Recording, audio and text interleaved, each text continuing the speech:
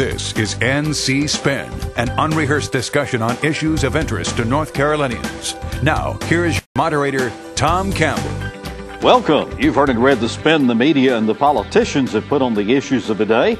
To get the correct spin on what's going on in North Carolina, let's introduce you to our panel of experts. They include journalist Cash Michaels from the Wilmington Journal and the Carolinian, Chris Fitzsimon from NC Policy Watch, John Hood from the John Locke Foundation, and Doug Raymond, political consultant from down east. We've got an interesting show for you this week that includes a discussion on the swirling controversy about the requirement for third grade reading skills.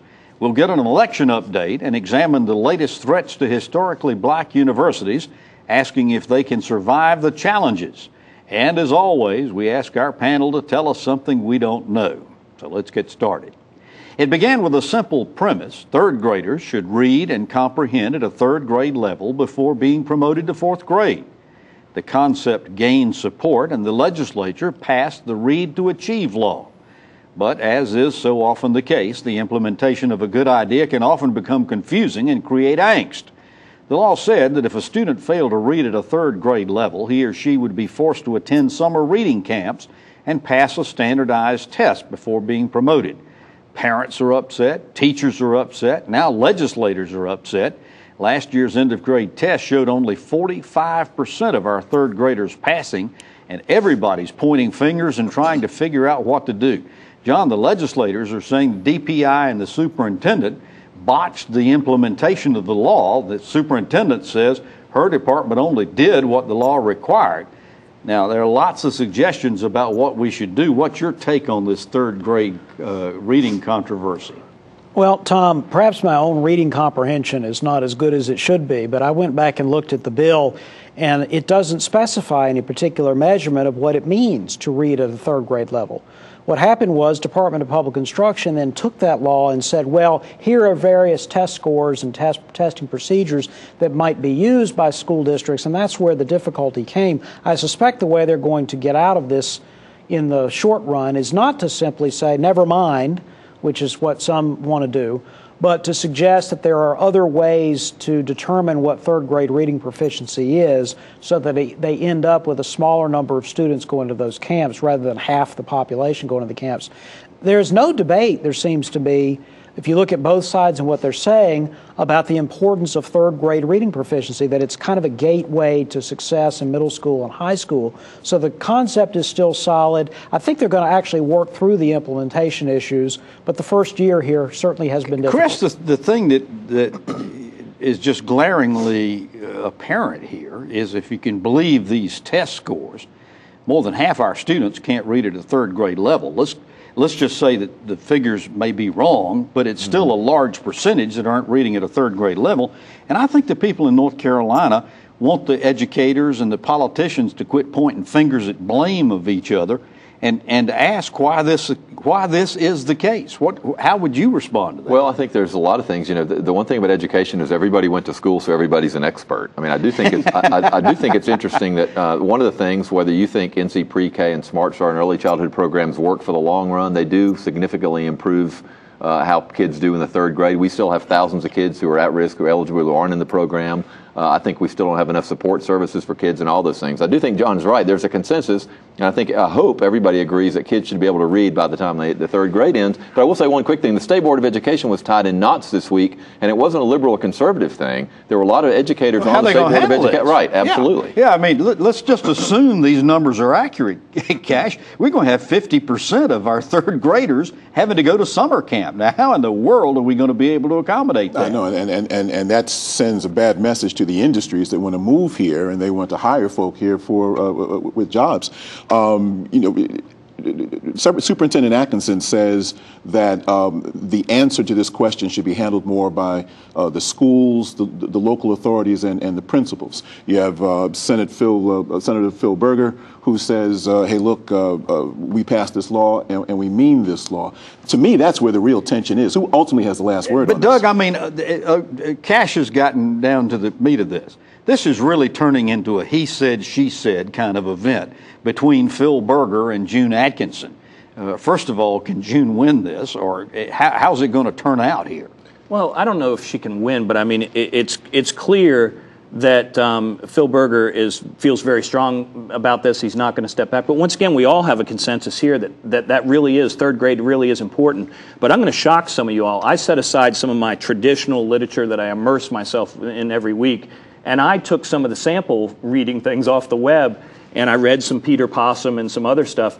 I don't think it's so much the reading. I think third graders could read it. The way the questions are, it's not clear whether they're looking for reading comprehension, critical thinking. The questions were really vague. This is an important point that Doug's So how making, is old Peter Possum, by the way? Peter Possum played possum by the garbage can. Because, North Carolina had for years end of grade testing that was perceived as too easy.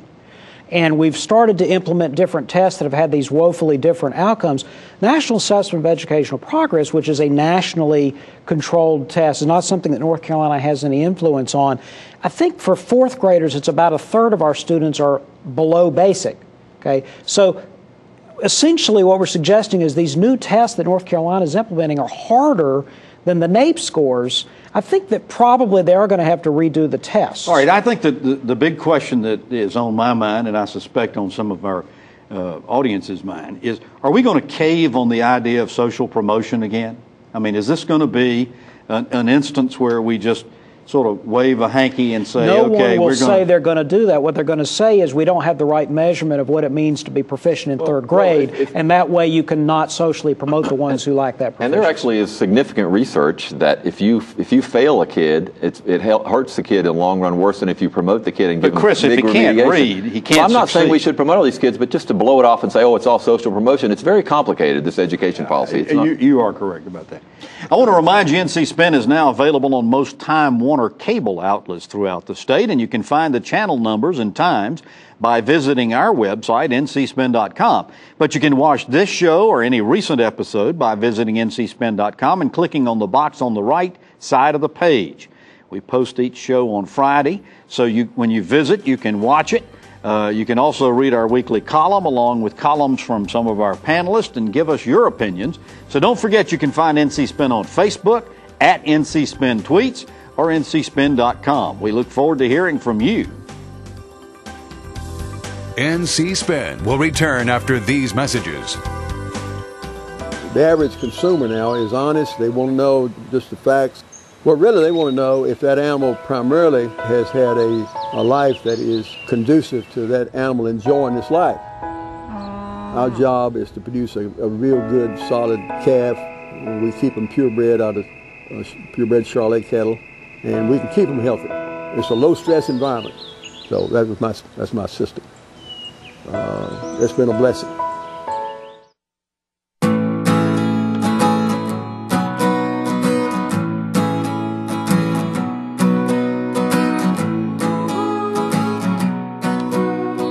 The best part about being a member of a Touchstone Energy Cooperative is that it's your Touchstone Energy Cooperative. Learn more about the power of your co-op membership at togetherwesave.com. North Carolina's Touchstone Energy Cooperatives, looking out for you. We now return to NC Spin. Now that the courts have ruled that the primary elections will be held as scheduled in May, candidates will begin filing tomorrow to run for the U.S. Senate, Congress, judicial, and legislative races. Now, these off-year elections already promise to be very interesting and very expensive in our state. Republicans want to gain a U.S. Senate seat, hold on to or improve their 9-4 margin in the congressional delegation, have voting control of our courts of appeal, and they'd love to maintain their veto-proof margins in both the North Carolina House and Senate.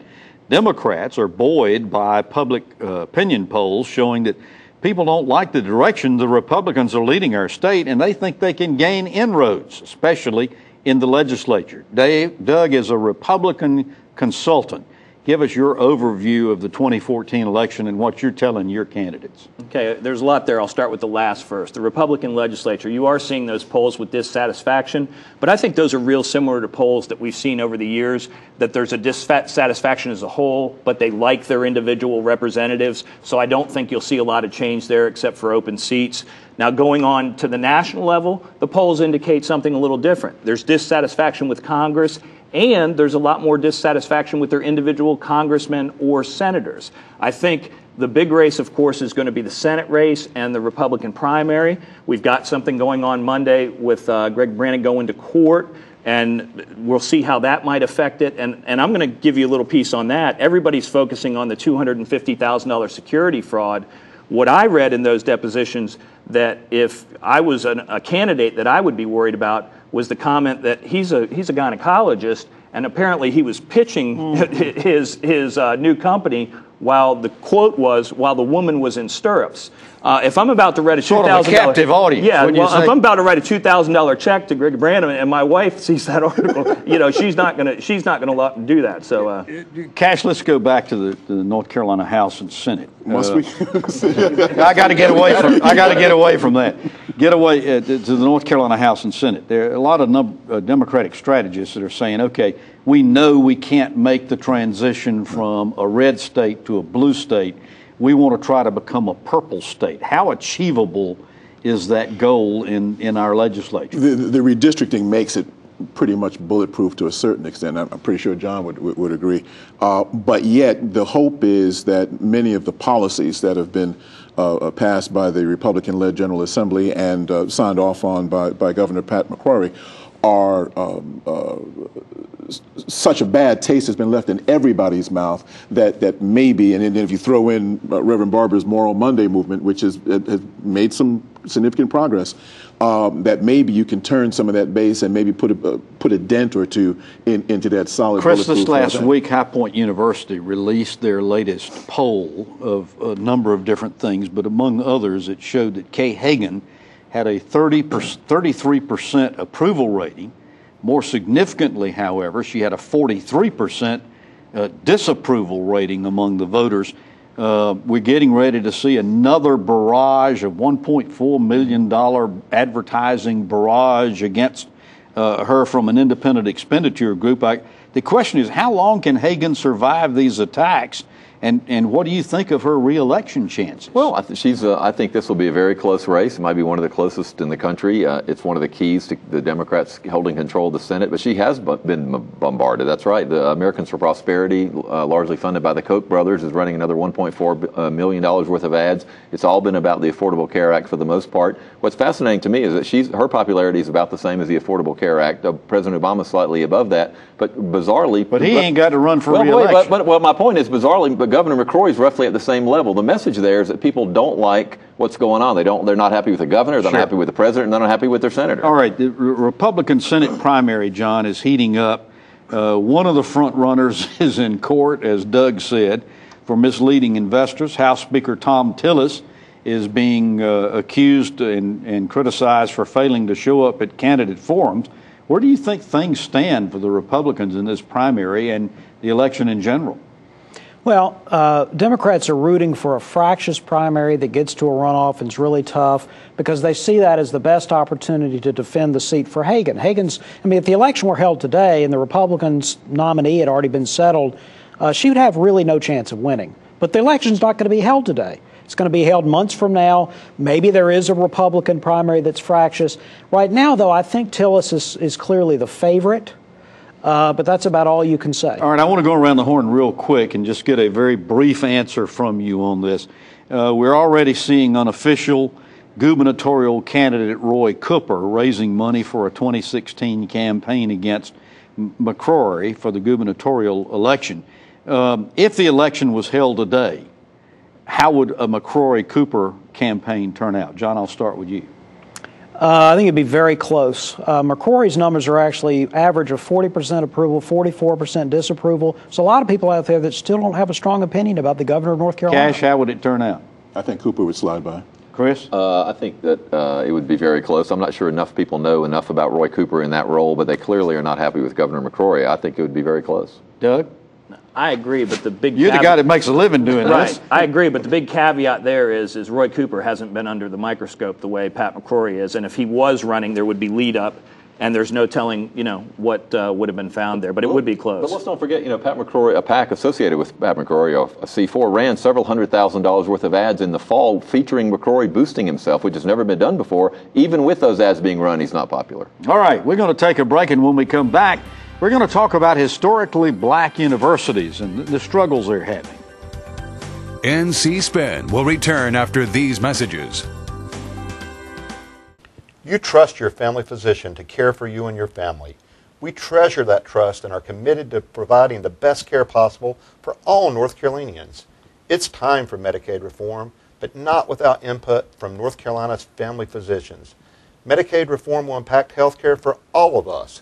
Tell state leaders you want your physician involved. We need Medicaid reform that's good for North Carolina. To sign our petition of support, visit rnchealthcare.com. With over 30 years of catering experience in the Triangle, why not bring the innovative style of the Irregardless Cafe and Catering to your next event? Our event specialists can assist with the planning of business meetings, cocktail parties, and sit-down meals for receptions and gatherings. We do it all.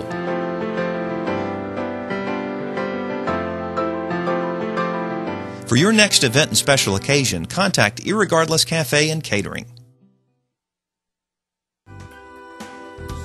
We now return to NC Spin.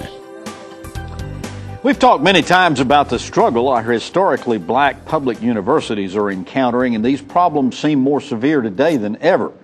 Enrollments dropped at 4 of our black universities, tighter restrictions on federal student loans, funding cuts from the state, and the drop in revenues from fewer students have resulted in curriculums and courses being cut, reductions in staff, and a growing number questioning whether these schools offering the black experience are less relevant today. With higher admission standards being required, these historically black colleges are now competing head-to-head for students. Cash, all colleges are having serious challenges today, but many are suggesting that if our historically black universities are going to survive, they're going to have to radically change and begin offering curriculums to appeal to a broader cross-section of students. First of all, do you agree with that? And secondly, can they accomplish it? Well, actually, I think the question, in all due respect, is misleading. To say that they need to begin to change, these schools have been changing for the last 20 years. NCCU, back in 1997, has a biotech component to it. You have Fayetteville State University, they've been recruiting white students for the longest time. Shaw University, so they have been changing. Here's the problem. Number one, they've upped the standards, the UNC system. And then number two, you have these restrictions on the federal loan programs. So thus they're forced to compete for the same students that would go to your UNC at Chapel Hills and what have you. But on my side of the track, here's our problem. Many of the students, like a Willie Gary, for instance, who was a poor Florida boy, who then went to Shaw University, and he's today one of the most powerful attorneys. Lawyers I just got through doing a Wilmington 10 film where Wayne Moore, who was one of the Wilmington 10, after he got out of prison, had no prospects whatsoever. He went to Shaw University, then left the state, went to University of Michigan, where he's now a gainfully employed electrician. The original mission of historically black colleges and universities was to choose kids like those who had no prospect, had talent but no prospect, and take them and mold them and turn them into productive citizens. With those kids not being allowed now to qualify to get into these schools, where do they go? Well, let me follow up on that, John.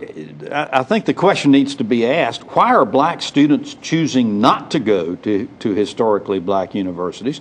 And simultaneously, why are white students choosing not to go?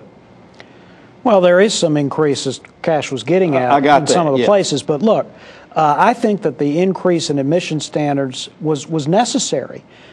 You're absolutely right, Cash, as you can find particular stories that are very compelling. The problem you had in the campuses, and you still have, is that the graduation rates, even with the admission standards low, 31 the graduation to 48%. rates were very low. So we were clearly taking students into these institutions who were not going to graduate. They were not going to succeed in college. Now, there may be a reflection on the inadequate high school education. There are all sorts of things we can say might solve the problem, but the admission standards needed to go up, but that does mean you're going to have some continued strategic repositioning of these institutions, focusing on the regions that they're serving, focusing on particular programs like Central does, not only with the graduate programs, but with biotech. That's the only way to go to make these institutions successful. Doug, following up on what John was saying, the 6-year graduation rate at these 5 schools collectively is between 31 and 48%, which is well below the norm for our other public universities in North Carolina.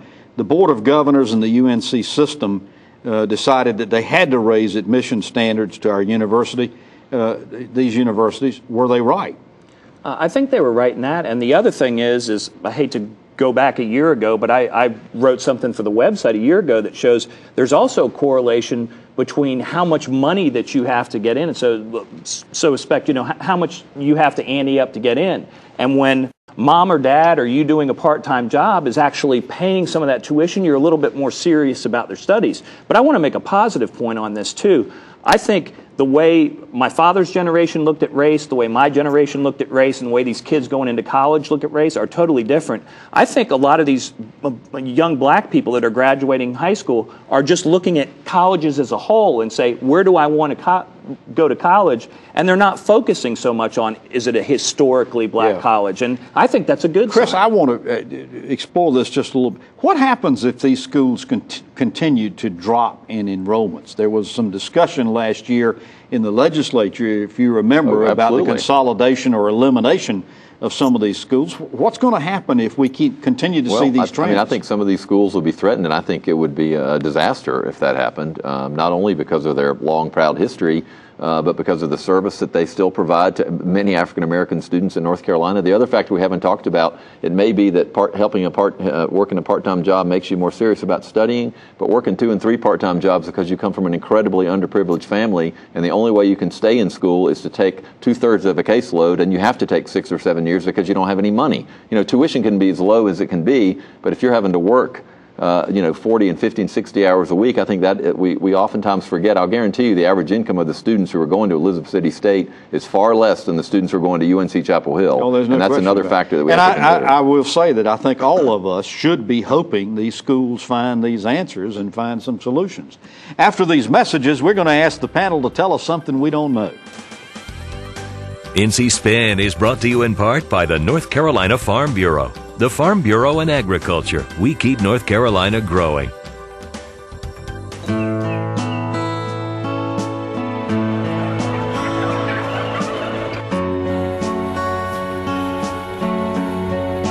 It's true. Farming is different than it was 50 years ago. We know consumers have questions about how our food is grown today. North Carolina livestock farmers want you to know that they're using the most responsible and caring farming practices to feed our state. NCAnimalAg.com. We now return to NC Spin. One of the best parts of our show is when we ask our panelists to tell us something we don't know. They get to choose a topic and sound off on it for a few seconds. So I'm going to ask them, and start with you, Doug Raymond. Tell us something we don't know. Well, we've heard so much about the Tom Tillis Senate race and Karl Rove's possible involvement with the PAC. We've all been kind of waiting on it. I'm going to predict that that's going to happen very shortly, maybe even this coming week. But the interesting part is, unlike Americans for Prosperity, who's used that money basically just to attack Kay Hagan in her record, I think it's going to be a very positive pro-Tillis and try to shore up his conservative credentials a little bit to help some of the Tea Party and the other types of folks out there. So he's getting ready to go on air? Is that what you're saying? That's what I believe, yeah.